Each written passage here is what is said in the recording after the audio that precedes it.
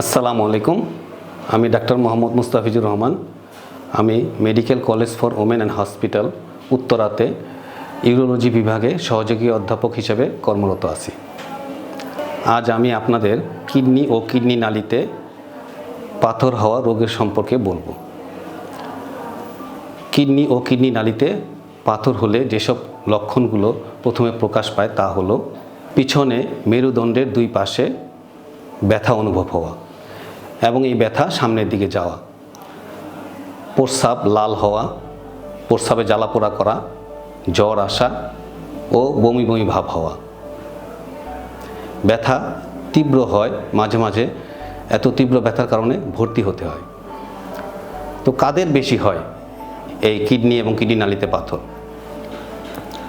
যারা প্রচণ্ড গরম আবহাওয়াতে কাজ করে, প্রচণ্ড ঘাম হয় এবং যেসব দেশের আবহাওয়াই গরম, যেমন সৌদি আরব, কুয়েত, কাতার, দুবাই, এসব দেশ থেকে আমাদের দেশের লোকজন যখন আসে তখন তাদেরই দেখা যায় পাথর বেশি হয়। এছাড়া ভিটামিন এর অভাবে, জন্মগতভাবে কিডনি ও কিডনি নালী সরু থাকলে এবং পানি কম খেলে। চিকিৎসা হিসেবে আমরা প্রথমে বলি পানি বেশি করে খেতে। অনেক সময় ছোট ছোট কিডনি নালীর পাথর ওষুধেই বের হয়ে যায়, প্রস্রাবের রাস্তা দিয়ে বের হয়ে চলে আসে।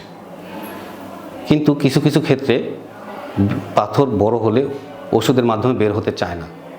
তখন সেক্ষেত্রে আমরা কাটা ছেঁড়া ছাড়া প্রস্রাবের রাস্তা দিয়ে ক্যামেরা দিয়ে যন্ত্র দিয়ে দেখে পাথর ক্রাশ করে সম্পূর্ণরূপে সফলভাবে বের করে নিয়ে আসি। তাছাড়া কিডনির পাথর বর্তমানে ফুটা করে ক্যামেরা দিয়ে দেখে নিয়ে সম্পূর্ণরূপে সফলভাবে নিয়ে আসা যায়।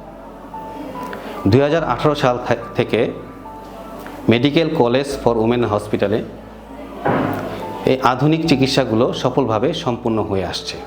আরও একটি কথা বলতে চাই, বিষয় জানাতে চাই, সেটা হচ্ছে প্রস্রাবের যে কোনো সমস্যা যে কোনো বয়সে, নারী, পুরুষ, শিশু, অন্যান্য কোনো বিভাগে ঘোরাঘুরি না করে সরাসরি ইউরোলজি বিভাগে চলে আসুন।